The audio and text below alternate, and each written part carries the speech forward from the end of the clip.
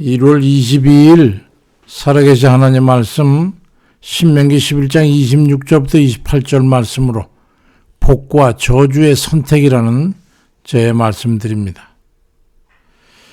인생의 지혜를 아십니까? 지혜라고 하는 말은 사물의 도리나 이치를 잘 분별하는 정신적인 능력을 말하죠. 근데 실질적인 지혜에 대해서 좀 더 현실과 부합되는 그런 해석을 하자면 지혜라고 하는 것은 나은 것과 못한 것을 선택하는 것이라 할 수 있습니다. 나은 것과 못한 것을 분별하여 나은 것을 선택할 줄 아는 능력이 되는 셈이죠. 여호수아를 잘 아시죠? 모세의 후계자고 하나님의 명령을 따라서 이스라엘 민족의 지도자였던 사람입니다. 그가 110세까지 살고 죽음이 임박했을 때에 그의 마지막 유언 같은 설교를 들어보면은 그의 하나님 앞에서의 신앙이 어떠했었던가를 알 수 있습니다. 여호수아 24장 15절에 만일 여호와를 섬기는 것이 너에게 좋지 않게 보이거든 너희 열조가 강 저편에서 섬기던 신이든지 혹 너희의 거하는 땅 아무리 사람의 신이든지 너희 섬길 자를 오늘 택해라.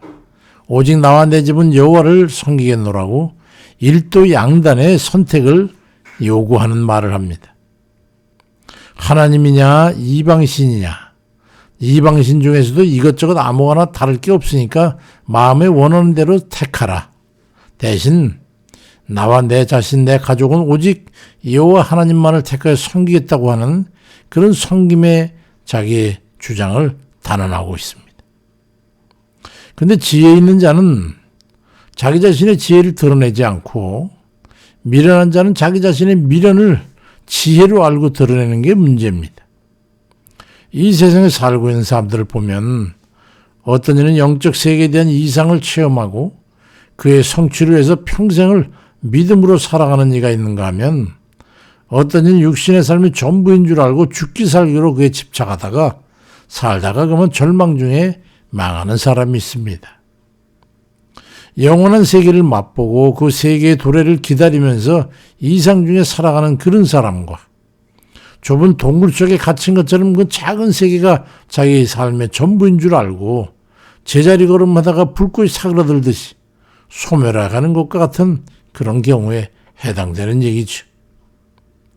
그들이 믿고 있는 것은 그림자에 불과한 허상임에도 불구하고 그 허상에 대한 믿음이 확신으로 바뀌어서 그에 집착하고 살아가는 겁니다.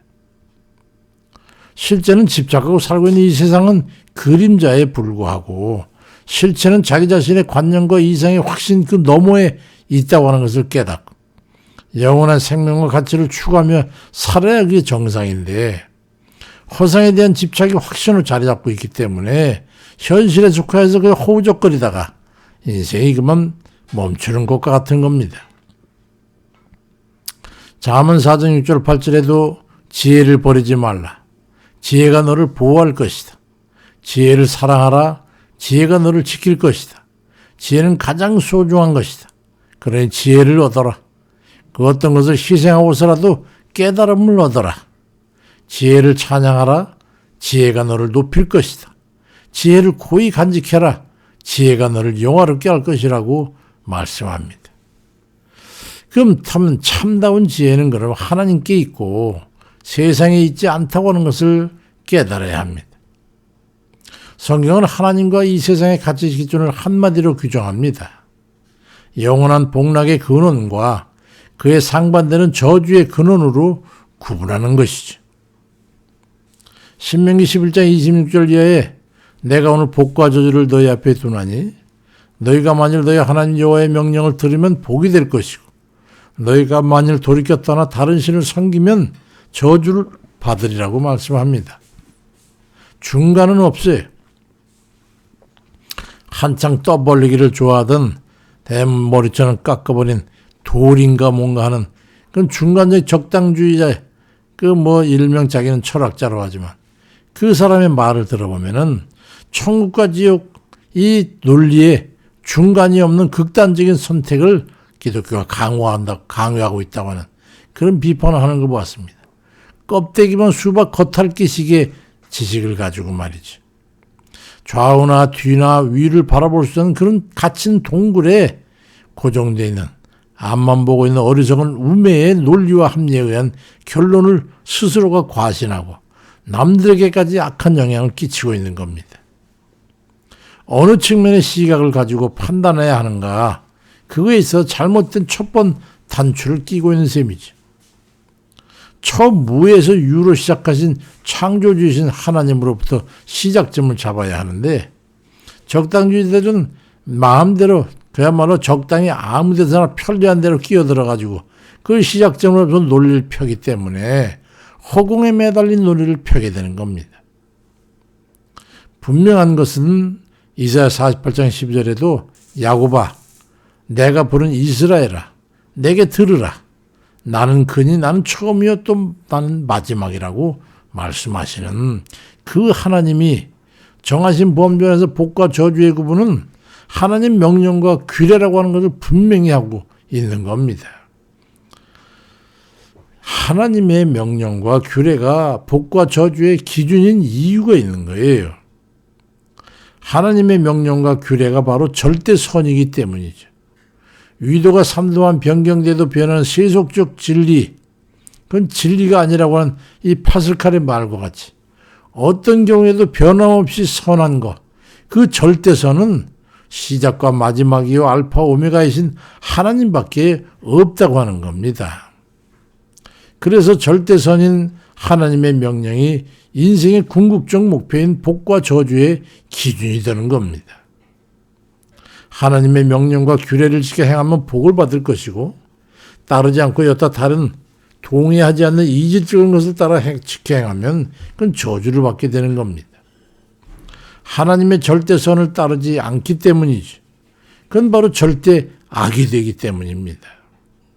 그래서 하나님의 명령과 규례를 따를 것이냐 아니면 그 대적 마귀 사탄의 논리와 합리를 따라 행할 것이냐, 그에 따라서 복과 저주의 구분이 지어지는 겁니다.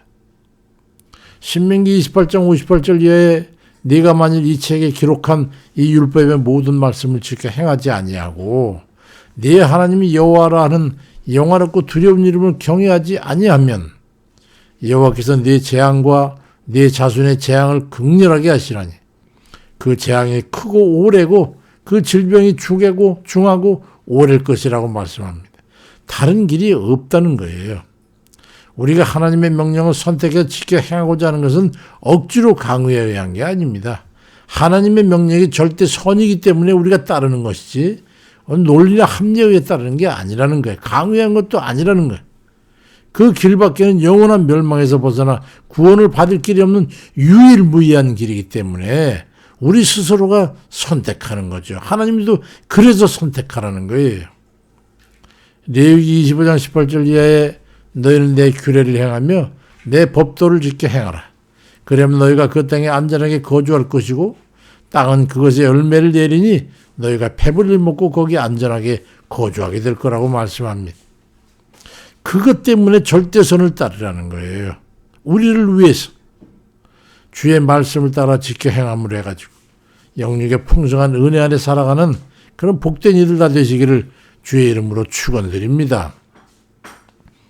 감사하실 아버지, 우리가 하나님께서 절대적인 그런 진리의 구원의 길을 저에게 말씀하시고 그 길을 마련하셔서 아들을 주께까지 해서 구원의 길을 말하신 우리 하나님 은혜와 사랑에 감사드리고 오직 그 길밖에 우리 구원의 영생의 길이 없음을 깨닫고 그 길을 걸어가면서 여러 가지 방해와 악한 마귀의 괴의 유혹과 여러 가지 잡다한 세속적인 논리와 합리가 아버지 하나님 우리 모든 정신과 몸을 혼란스럽게 하는 이 악한 세대에 우리가 살고 있습니다.